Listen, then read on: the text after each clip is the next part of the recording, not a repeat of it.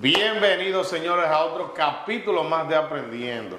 Estamos aquí hoy compartiendo, señores, con Robinson Pérez, quien es un educador bíblico de la Iglesia Libertando a los Cautivos. Señores, con nosotros Robinson Pérez. Robinson, ¿cómo te sientes el día de hoy? Amén. Dios te bendiga, hermano. Dios bendiga al varón también.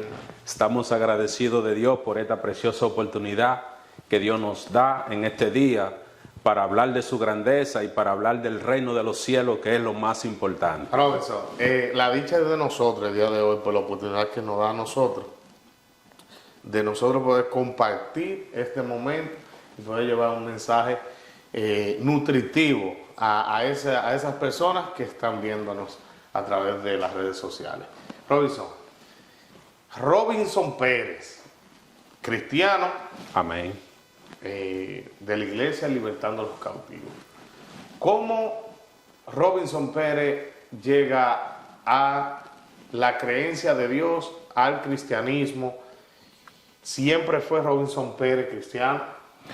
Fíjate, en cada una de nuestras vidas nosotros tenemos diferentes etapas y le doy gracias a Dios primeramente y luego a mi Padre terrenal, quien fue el propulsor para que llegara el Evangelio a nuestra familia. Es decir, que vienes de un seno cristiano en sí. Amén. Recuerdo que a muy temprana edad, unos 14, 15 años de edad, tuve la oportunidad de conocer al Señor. Okay.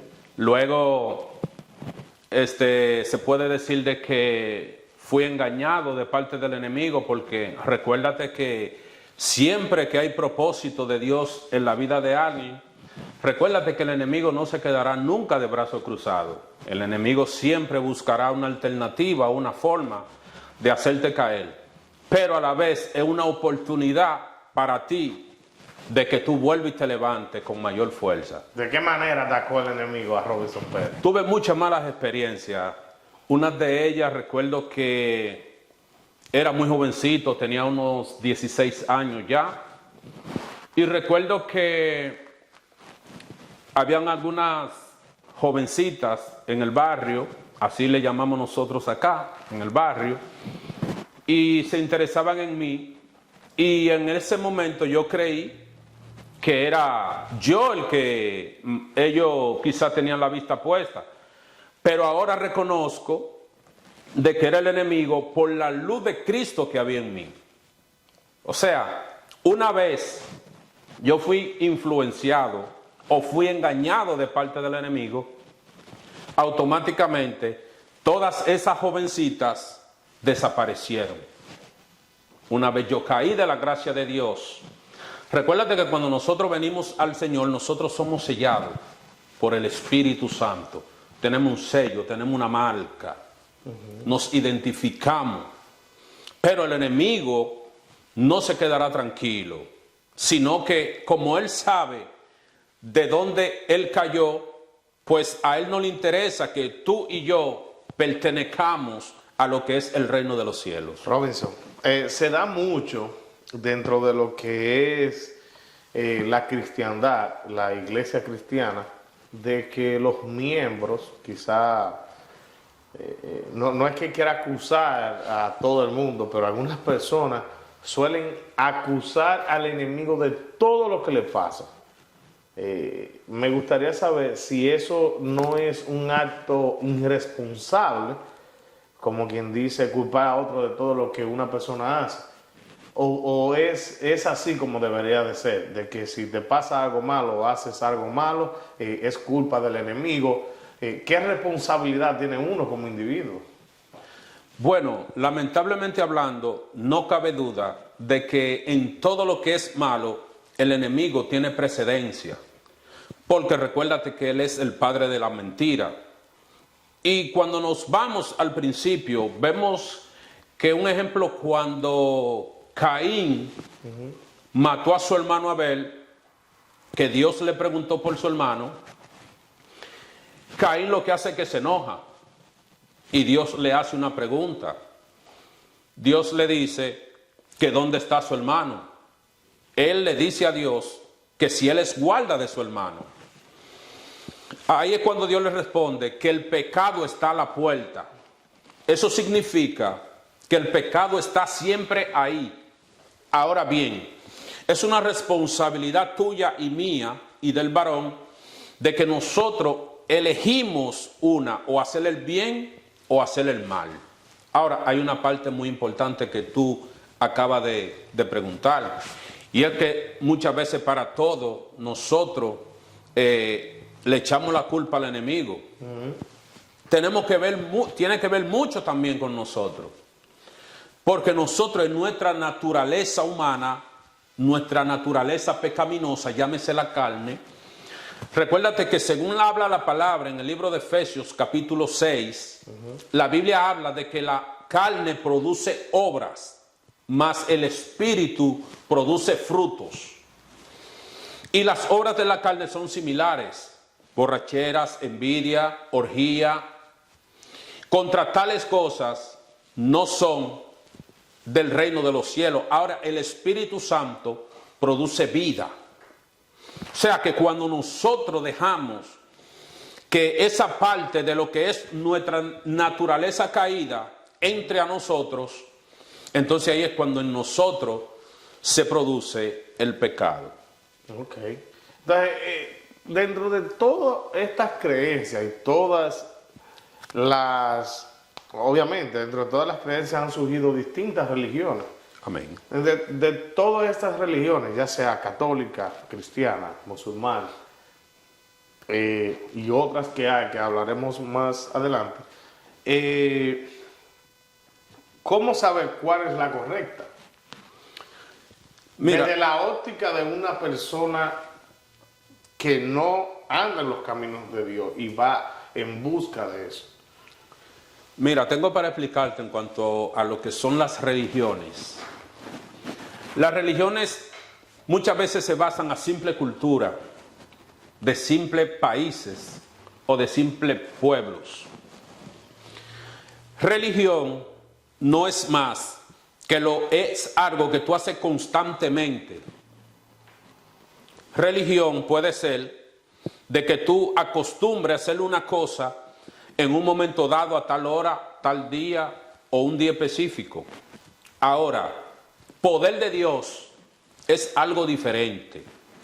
Cuando tú le sirves a Dios, tú no le estás sirviendo a religión.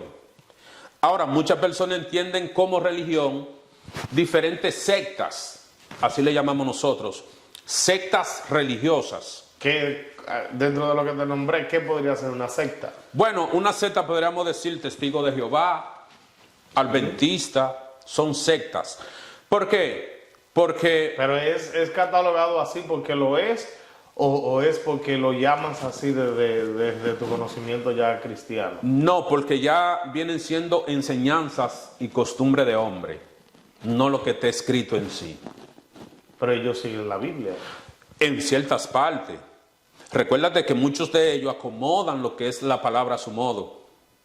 Un ejemplo, yo tengo un hermano que él era católico, él nació en el catolicismo, y ese muchacho, yo recuerdo que, sin ánimo de atacar ninguna religión, recuerdo de que él, en la iglesia donde él iba los domingos, al frente había lo que nosotros los dominicanos llamamos un colmadón.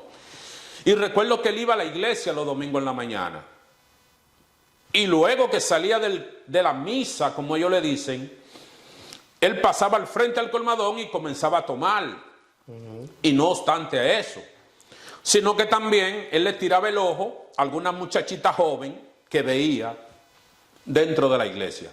O sea que las religiones muchas veces el ser humano la toma a su conveniencia y también a lo que una religión le puede permitir. Es lo que sucede con las religiones. Ok. Ya que menciona la Iglesia Católica, he escuchado yo, esto lo escuché de unas personas que se han hecho virales, que son los famosos rabacucos, que son los que se visten así. Dentro de eso están los más famosos, Felipe, Soporte, Pastor Adrián, de que ellos llaman a la Iglesia Católica, lo que me parece a mí una manera muy abrupta de llamar a una religión o o a un conglomerado de personas que creen en Dios, ellos la llaman la gran ramera. ¿Por qué usar un término tan despectivo hacia personas que lo que buscan es de Dios, al igual que ya sea o no la manera correcta? Pero ¿por qué usar ese término? Recuérdate que mayormente la Iglesia Católica, vuelvo y repito, no estoy atacando ninguna religión, no estoy en contra de un formato que tenga una religión o una persona dada. Pero recuérdate que la Iglesia Católica viene de descendencia romana. Okay. Si observamos, los romanos fueron los encargados de crucificar al Señor. Ahora, no obstante, los romanos en ese entonces eran símbolo de poder. Y cuando esos muchachos se refieren a lo que tú dices, la gran ramera, la Biblia no lo escatima menos. Así mismo es que la palabra de Dios lo llama. Okay. La gran ramera. Yo lo desconozco, que lo llaman así. Está en la Biblia. Sí. Está escrito. ¿Y cómo ves tú? Se ha hecho tendencia, se ha hecho hasta viral los videos que hacen ellos, haciendo todo este tipo de señas y que ellos hablan en lengua y todo eso. ¿Cómo tú lo ves desde tu punto que eres un cristiano que se mantiene firme y nunca te he visto yo haciendo ningún tipo de seña de esta índole? Mira, es bíblico el hablar en lengua. Si nos vamos a lo que es el libro de Hechos, capítulo 2, ahí vemos lo que fue la primera manifestación del Espíritu Santo. Ahí vemos que el Señor le dio una orden a los discípulos cuando se iba de que esperaran en Galilea, en el aposento alto. Ellos estaban congregados en ese lugar. Dice que habían unos 500 personas en ese lugar. Pero a medida que fue pasando el tiempo, solamente quedaron 120 personas. Dice que allí sucedió un de repente en el libro de Hechos, capítulo 2. Dice que de repente el Espíritu Santo derramó sobre esos 120 que estaban ahí en ese lugar y comenzaron a hablar nuevas lenguas. Ahora, también hay lenguas que son emocionalistas. Hay lenguas que son bukaviu. Bukaviu. Sí, bukaviu. Es decir, que no es real. Hay personas que ensayan quizás un hablar en lengua, o quizás ensayan que el Espíritu Santo está sobre ellos. No con esto estoy diciendo de que los muchachos no están en lo correcto. No, porque el hablar en lengua es un misterio. Cuando tú hablas en lengua, tú estás hablando directamente con Dios. Ahora, según la palabra establece, debe de haber en ese momento un intérprete de la lengua para que pueda hablar los misterios o pueda revelar los misterios que están hablando la persona que está hablando en lengua. Ok. Eso es lo que sucede. Es decir, que es algo más profundo que... Es más profundo de lo que tú te imaginas. Okay. El hablar en lengua es algo maravilloso. Existen otras creencias. Dentro de una de ellas, una que hace poco me acabo de enterar y he estado escudriñando sobre eso. Y esta es el panteísmo. ¿Qué opinión merece, si conoces del tema, el panteísmo de parte de Robinson Pérez? Bueno, hemos podido leer sobre el panteísmo siempre ha existido. Okay. El panteísmo es una palabra griega que se denomina pan-eteos. En otra palabra, los ateos. También ellos tienen otra denominación. Ellos también le llaman los materialistas. Los materialistas. Ellos dicen que no es Dios, que es una materia, que es algo que supuestamente se dio así en el universo, luego se formó supuestamente de unos asteroides que chocaron, y luego de ahí se formaron las cosas, pero a medida de lo que hemos estudiado, hemos visto de que en verdad hay un ser supremo que es nuestro Dios. O sea, ellos no reconocen a Dios como un ser existente. No. Ellos no le llaman Dios. ¿No? No. La palabra sí establece de que es un nombre compuesto. Yahvé Adonai, Dios y dueño de todo, dice la Biblia. Ahora bien, ellos también tienen una palabra que ellos la usan mucho. Si tú tienes la oportunidad de hablar con uno de ellos, uno de los que no creen en el Señor, ellos dicen que Dios es todo y que todo es Dios.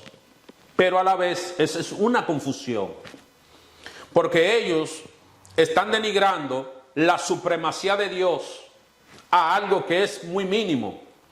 Y a la vez están elevando lo mínimo a algo o a la estatura de la supremacía de Dios.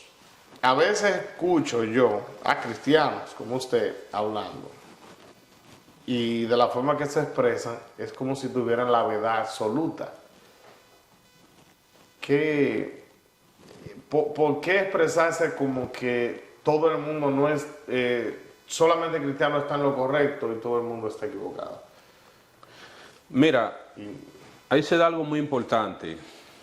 Lo primero es que bendecimos de una manera especial a las personas que posteriormente van a ver este video. Lo bendecimos en el nombre de Jesús. Y yo sé que será de mucha bendición esta conversación que estamos teniendo hoy aquí en este lugar. Recuérdate, hermano, que la verdad absoluta es la palabra de Dios. Todo aquel o toda persona que habla en base a la palabra de Dios está en lo correcto.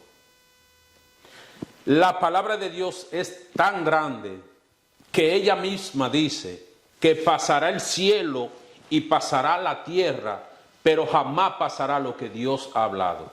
Entonces, ¿no sería justo también dejar a cada quien con sus creencias? En el punto, se lo pregunto porque sé que hay personas que quizás le han dicho a usted, no, yo no creo en Dios, ¿verdad? Y usted no se queda de manos cruzadas cuando le dicen algo como esto. Y se lo digo porque lo he visto. El dejar a esa persona con su creencia propia no sería lo justo. Mira, el Señor vino aquí con una misión específica, nuestro Señor Jesucristo. Lo primero que fue, Él vino a instruir y luego vino a salvar. Y si nos damos cuenta, todos los que imitamos al Señor tenemos la misma responsabilidad. Quizás el Señor hubiese dicho, no, yo no voy a la tierra porque ya ellos están perdidos. No, Él dijo, Señor, envíame a mí, yo iré por ellos. Y si yo soy imitador de Cristo, también me corresponde que el reino de los cielos sea ensanchado. Exanchado, o sea, engrandecido. Cuando yo te conozco o conozco a alguien o al varón y veo de que quizá esa persona no está en lo correcto, no es solamente mi deber, obviamente el Espíritu Santo que está en mí me ayuda y me guía a yo hablarle a esa persona. Ahora bien, esa persona, al igual que a Cristo, tiene que dolerme a mí en la confusión que está viviendo. O sea, es mi deber y a la vez mi responsabilidad mostrarle a un Cristo vivo y de poder y que al final también tendrá su recompensa. ¿Cuáles recursos se utilizan para esa demostración? Y más, sobre todo, que me imagino que debe de ser un reto para un cristiano poder conquistar los corazones de personas que quizás creen cosas, digamos, el mismo panteísmo, los ateos, los que no creen en nada, quizás. ¿Qué recursos se utilizan como cristiano, humanamente hablando, para poder conquistar esos corazones? Has hecho una pregunta, hermano, de mucha importancia. ¿Cuáles recursos? Exacto. Son varios. Pero hay uno que predomina sobre todos los recursos. A ver. Y es el amor. Wow. Cuando tú predicas con amor, cuando tú predicas con devoción, cuando tú le hablas a una gente con sinceridad de corazón, no solamente esa persona queda impactada, sino que el Espíritu Santo hace el trabajo en el corazón. Otro punto que tocaste también muy importante en cuanto a los ateos. Los ateos, ellos no pueden descifrar de dónde viene lo que es la sabiduría de un ser humano. Hay otra parte más profunda. Hay una parte que nuestro Señor hizo en cada ser humano, y es la necesidad de tú adorar a alguien o a algo superior a ti. Y como por último, si todo eso fuera poco, yo tuve la experiencia de hablar con una de esas personas y le pregunté que si tenía esposa. Me dijo, sí. ¿Tienes hijos? Sí. ¿Y tú lo amas? Me dijo, sí, lo amo. Entonces yo le dije, me extraña de que tú lo ames y no conozca a Dios. Si Dios es amor. Porque Dios es amor, hermano. Cuando tú te vas a Primera de Juan, capítulo 4, versículo 8, vemos que el que no ama no ha conocido a Dios, porque todo el amor que hay viene de Dios. Es el árbol de la vida, el amor. Ese es el primer recurso que nosotros, los que hemos recibido a Dios, usamos para predicar el Evangelio. Hablando de amor, hay muchas personas que le tienen mucho amor. Ellos llaman amor, o de la forma que se comportan. Pero es a cosas materiales, ya sean dinero, casas, carros, esto, lo otro. Y una vez hicimos un video donde hace usted una locución de cómo estas personas pierden inclusive la vida detrás de todo eso, dándole toda la importancia de su existencia a esos bienes materiales. ¿Qué mensaje se le pudiera dar a personas que están sumergidos en este tipo de pensamiento o en esta práctica?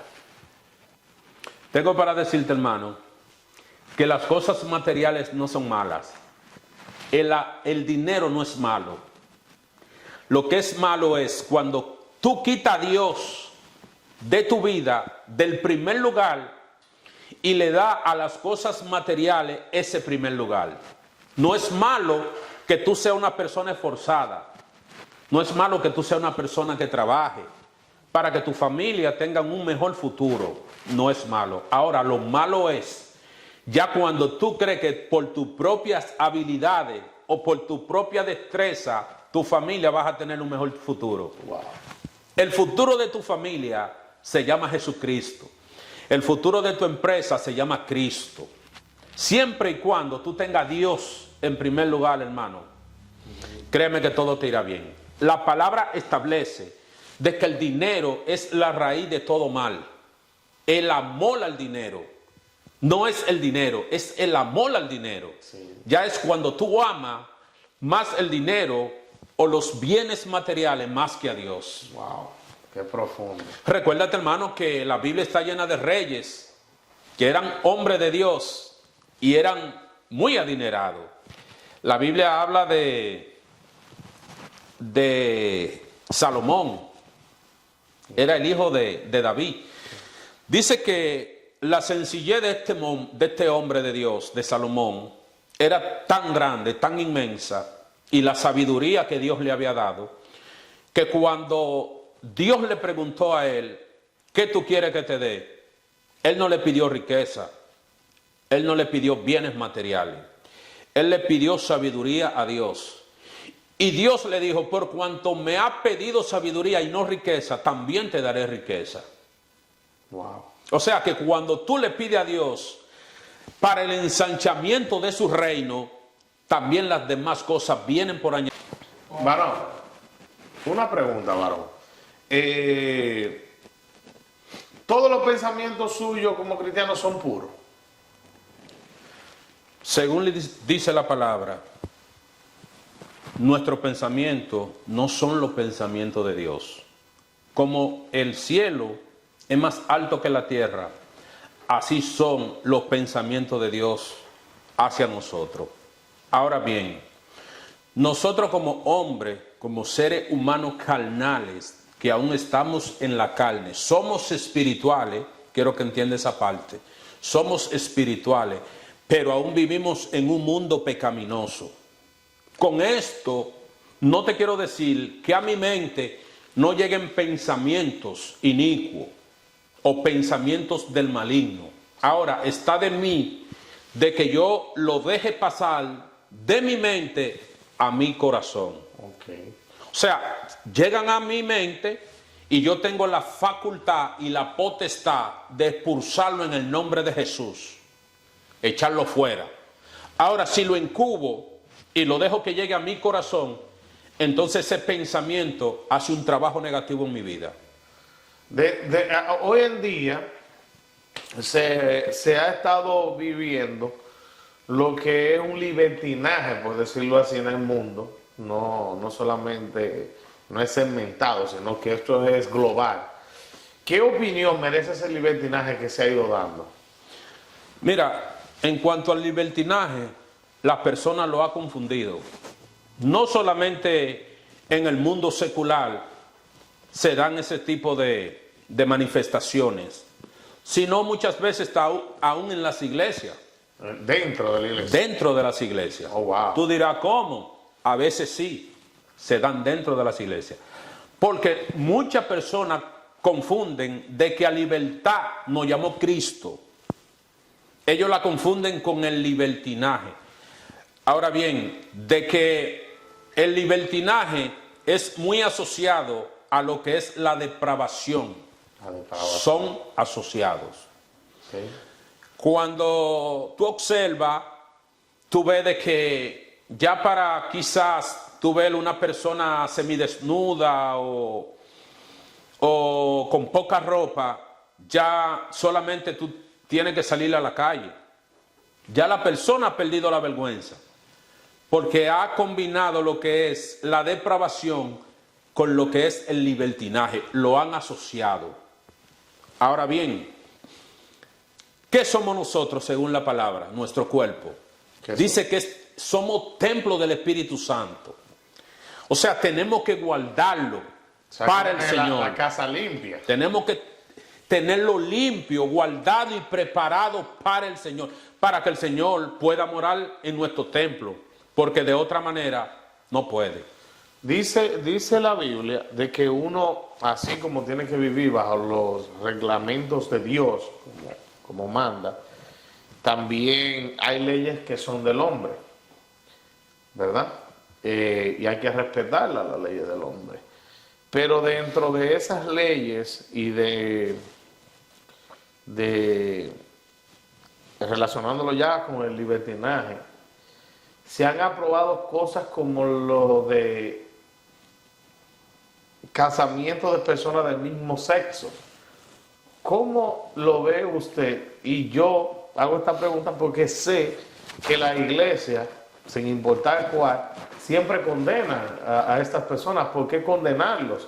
¿Por qué no dejarlos ser? No se condenan las personas, se condenan los hechos. Los actos. Los actos, lo que la persona hace.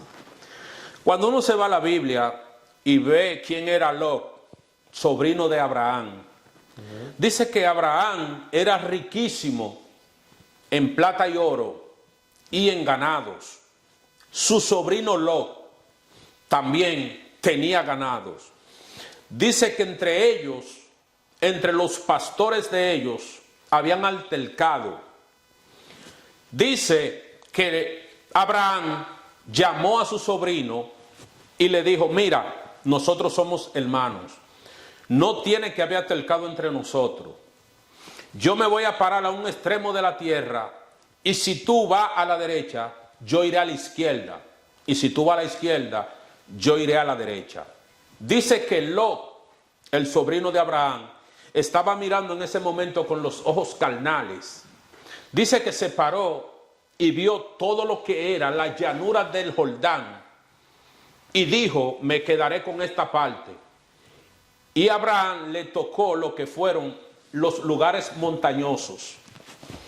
Dice que Lot, el sobrino de Abraham, fue extendiendo tiendas hasta que llegó a dos ciudades que la Biblia menciona hoy en día que se llamaban Sodoma y Gomorra.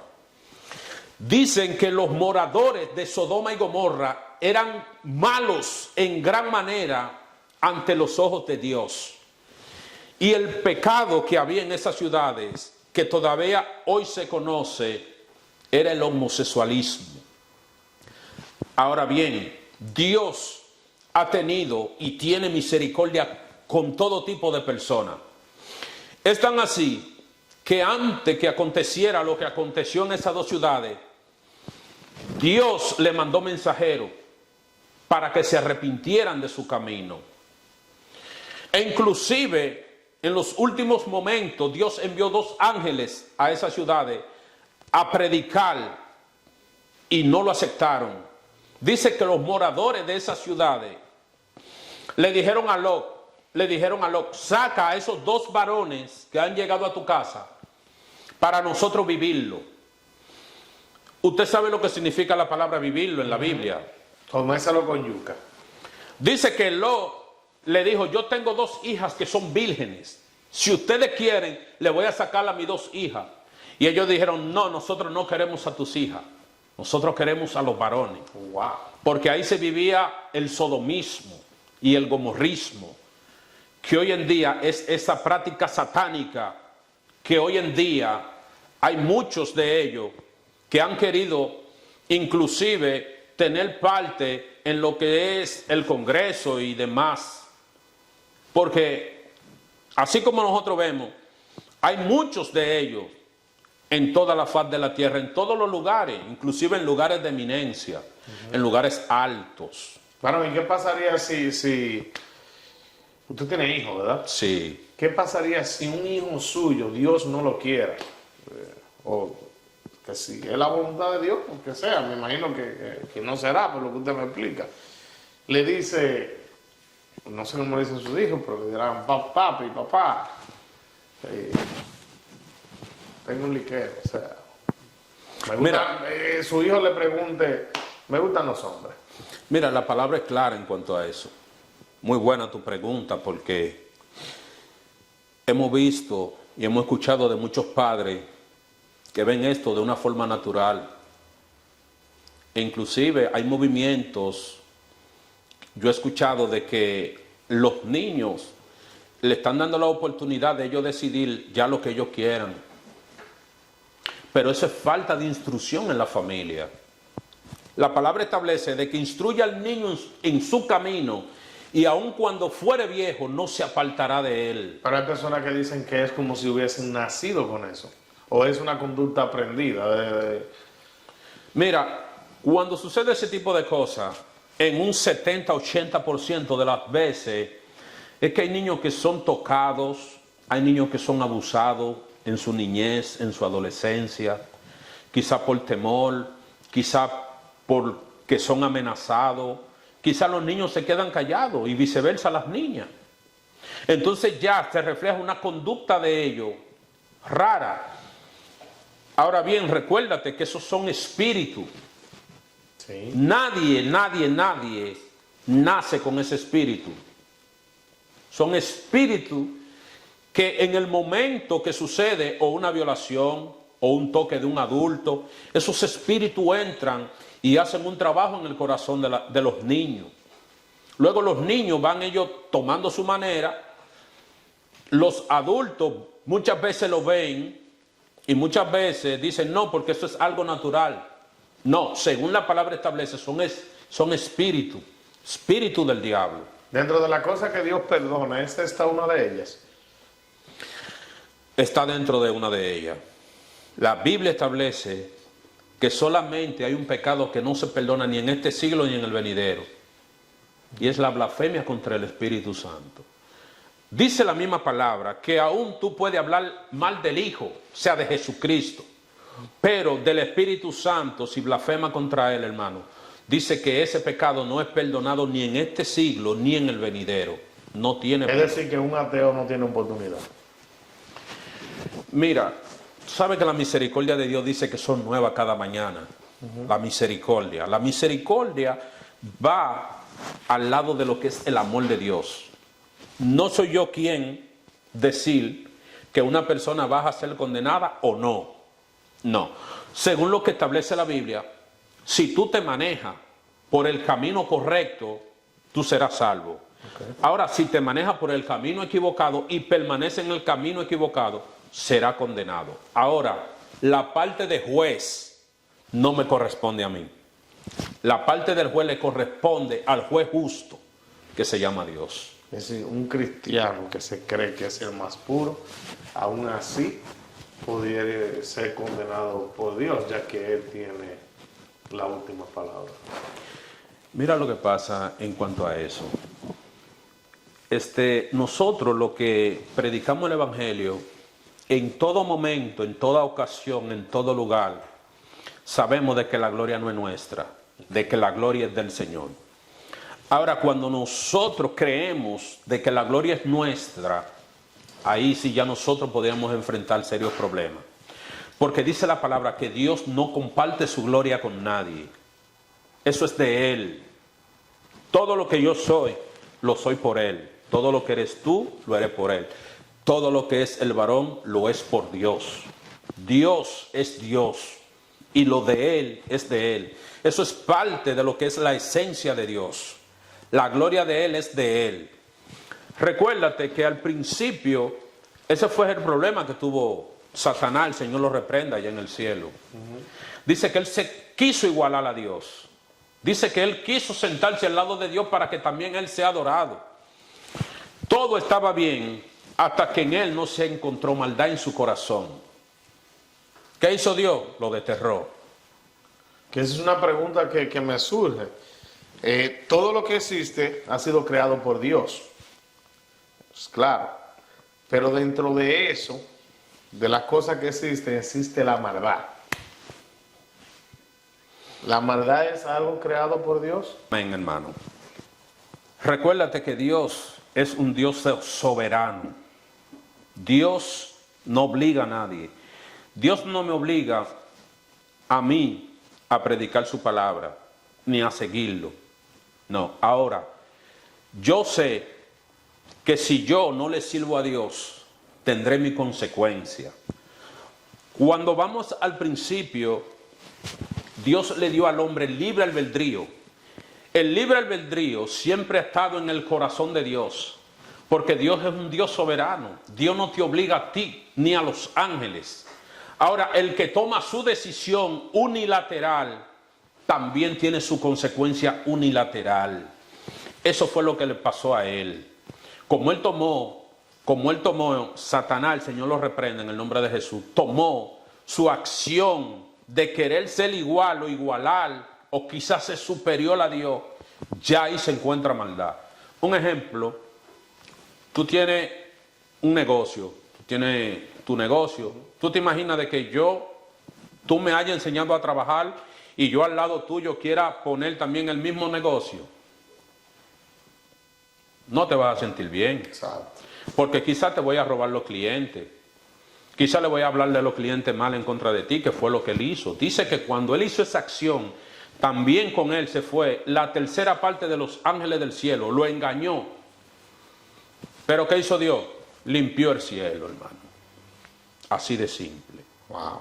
Señores, esta entrevista me parece demasiado interesante, Robinson, todo el contenido que brindas hoy para que las personas que nos ven puedan nutrirse también de conocimiento importante y salvar su alma, claro. Amén. Está. Creo que hay mucho más que contar. La gloria del Señor. Nos vuelvas a dar la oportunidad de compartir nuevamente y tener otros temas de los cuales podamos hablar. Un placer. Amén, amén. Es el público que nos sigue. Les pido que compartan y comenten este video para que así podamos llegar hacia más personas. Con nosotros, Robinson Pérez.